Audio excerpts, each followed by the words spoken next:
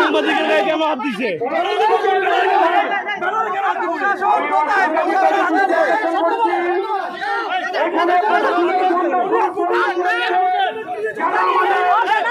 কর্মসূচিতে বাধা দিয়েছেন তাদেরকে আইনের আওতায় না হোক।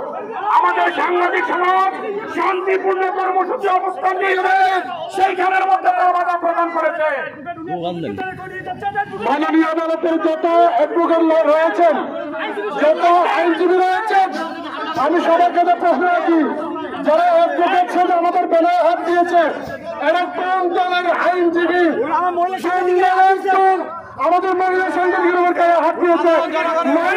মান্য করে তোদের স্বৈরাচারের হাইনাগরে ঢুকাবো আমি সব বিধানসভার কর্মী।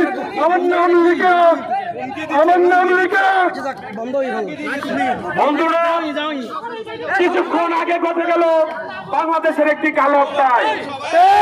দেখতে পেরেছেন চট্টগ্রাম জেলা প্রশাসনের কার্যালয়ের সামনে আমরা শান্তিপূর্ণভাবে আমাদের কর্মসূচি চালিয়ে যাচ্ছিলাম, কিন্তু কিছু ফেসিবাদী লোকেরা যারা এই রাষ্ট্রকে আফগানিস্তান বানাতে চায়, তাদের কিছু সংখ্যক লোক আমাদের এই শান্তিপূর্ণ সমাবেশকে বাধাগ্রস্ত করেছে।